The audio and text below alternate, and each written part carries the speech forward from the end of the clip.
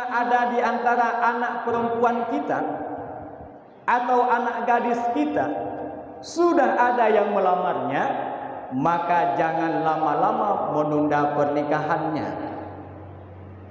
Ya ma'syara syabab, kata Rasul, man istata'a minkumul ba'ah falyatazawwaj fa innahu aghaddu lil basar wa ahfadhu lil fard wan nas. Wahai kelompok pemuda dan pemudi, barang siapa di antara kamu sudah punya kemampuan untuk menikah, falyatazawwaj, maka menikahlah dengan sesegera mungkin.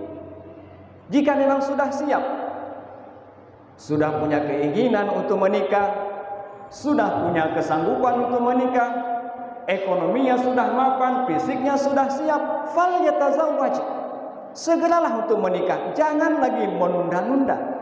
Kenapa?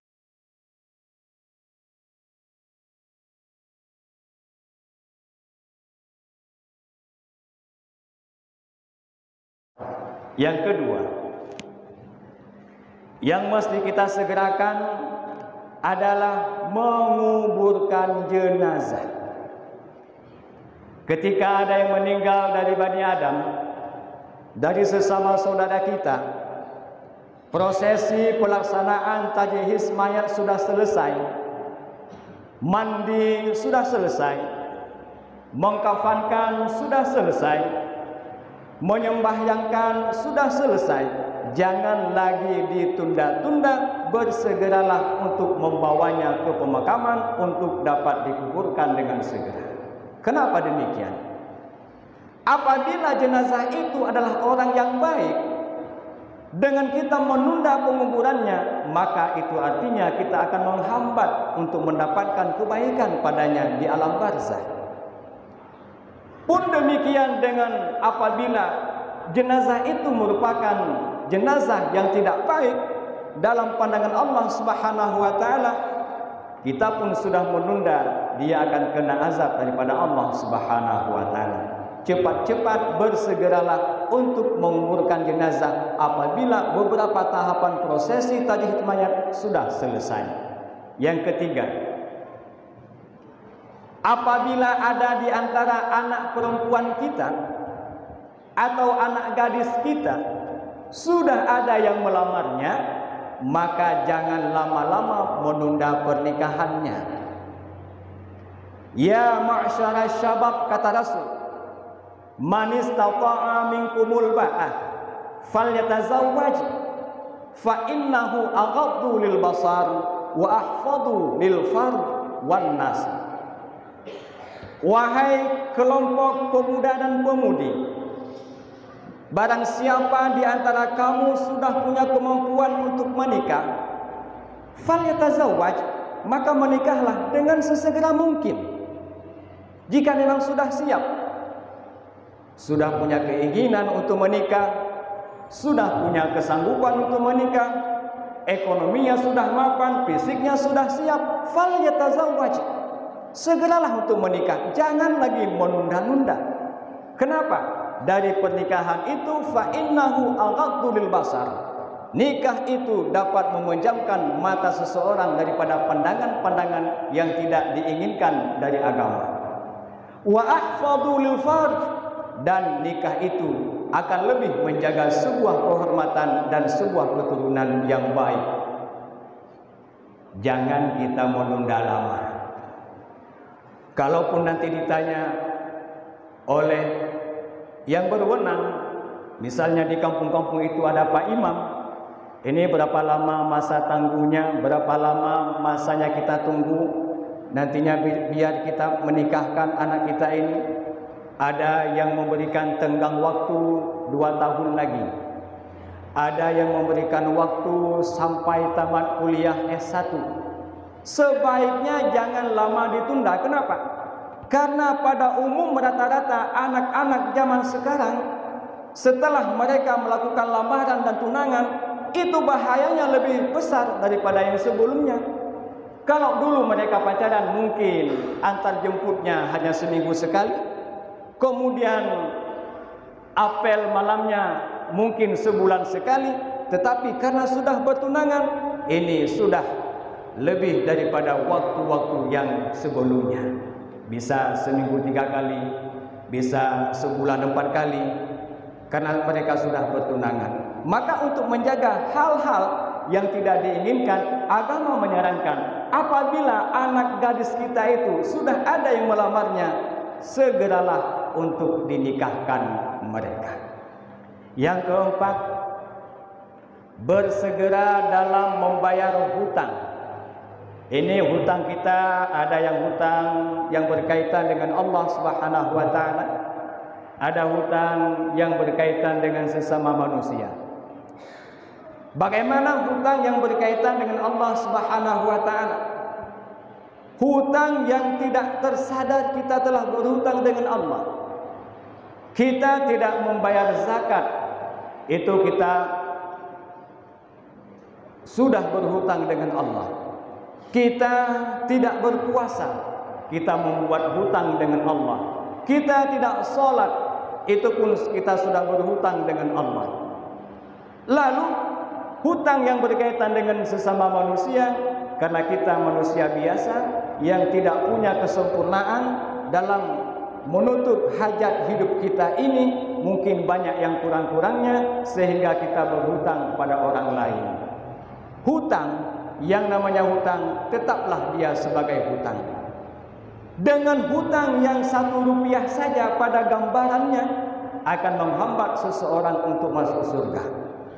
Ketika Rasul datang untuk mensalati jenazah salah satu orang tua daripada sahabatnya, cuma bukan dari sahabat inti, pokoknya sahabat. Lalu Rasul bertanya, "Wahai anak dari jenazah ini, apakah orang tuamu masih punya hutang?" Si anaknya menjawab, "Ya Rasul, masih." "Adakah orang yang menanggung hutangnya?" "Belum ada ya Rasul." Apa kata Rasul? "Selama belum ada yang menanggung hutangnya, maka saya ini tidak mau mensalati jenazahnya." Lalu di bagian hadis yang lain Rasul berkata, seandainya kita ditakdirkan oleh Allah Subhanahu wa taala 1000 kali mati syahid, kita ikut perang, syahid, dihidupkan lagi, perang lagi, syahid lagi, dihidupkan lagi, syahid lagi, sampai 1000 kali. Namun yang jatahnya syahid itu jaminan surga dari Allah Subhanahu wa taala, hanya dengan karena punya hutang sepeser atau 1 rupiah saja, itu menghambat yang berhak masuk dalam surga, menghambat ditangguhkan dulu sampai hutangnya selesai dibayar oleh ahli warisnya. Maka para hadirin yang dimuliakan Allah, hutang adalah satu-satunya yang diwariskan oleh orang tua kepada anak pada umum rata-rata ketika orang tua itu sudah meninggal. Sebaik-baik kita jangan meninggalkan hutang yang akan ditanggung oleh ahli waris kita. Dan kita sebagai ahli waris, sebagaimana dikutip dalam kitab fiqih yang bernama Mahalli juzuk 3, pada bab yang menyatakan pembagian warisan, ada beberapa hal yang perlu diperhatikan. Yang pertama, pada harta peninggalan si mayat itu, yang pertama selesaikan permasalahan tajhis mayat. Bila itu perlu ongkos, memandikannya, mengkafankannya, menyembahyangkannya, menguburkannya, jika itu perlu ongkos, maka biayanya itu diambil dari peninggalan. Setelah itu laksanakan wasiat jika ada wasiat. Selesai wasiat, bayarlah hutang-hutang yang berkaitan dengan jenazah tersebut. Kemudian setelah 3 itu selesai, itulah yang namanya sebagai pusaka harta warisan yang akan dibagi-bagikan kepada ahli waris yang berhak untuk mendapatkannya. Itu yang keempat. Kemudian yang kelima, apabila ada tamu yang datang ke rumah kita, maka segerakan untuk memuliakan tamu tersebut. Ada tamu yang datang ke rumah kita, perlu menyampaikan sesuatu, menyampaikan keluh kesahnya, ingin curhat dan sebagainya, segerakan dalam memuliakannya, menanggapi permasalahannya, kemudian menghidangkan apapun yang ada di rumah kita itu. Air putih kah, air teh dan sebagainya. Jangan sampai setelah 1 jam dia berbicara dengan kita, dia ingin pamitan, kita baru teringat kita belum memberikannya minum segelas air putih pun. Maka itu tidak baik. Karena setiap tamu yang datang ke rumah kita itu, setiap langkahnya itu membawa satu keberkahan dari Allah Subhanahu wa taala. Man akrama dhaifa, barang siapa yang memuliakan tamu, sama dengan dia telah memuliakanku, kata Nabi.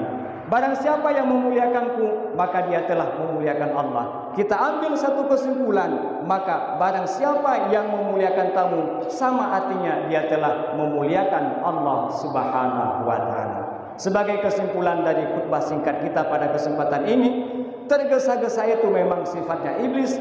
Kita dianjurkan untuk tidak bergesa-gesa, namun kita harus lebih berhati-hati. Tetapi ada beberapa hal, setidaknya ada 5 hal yang perlu kita perhatikan dalam proses pelaksanaannya, memang harus kita segerakan. Yang pertama, bertaubat. Yang kedua, menikahkan anak perempuan. Yang ketiga, membayar hutang. Yang keempat, menguburkan jenazah. Dan yang kelima adalah memuliakan tamu jika ada tamu yang datang ke rumah kita. Mungkin ini saja yang dapat khatib sampaikan. Terima kasih atas segala perhatian dan mohon maaf atas segala kekurangan. Alhamdulillahi rabbil alamin. Allahumma salli ala sayyidina Muhammadin wa ala alihi wa sahbihi ajma'in. Amma ba'du fa ya ibadallah, usikum wa iyaya bitaqwallah, faqad fazal muttaqun. Bismillahirrahmanirrahim. Wasari'u ila maghfiratin min rabbikum wa jannatin arduha as-samawati wal ard, u'iddat lil muttaqin. Barakallah. Allahumma rabbana atina fid dunya hasanah wa fil akhirati hasanah wa qina adzabannar. Alhamdulillahi rabbil alamin, wassalatu wassalamu ala sayyidina Muhammadin wa ala alihi wa sahbihi ajma'in.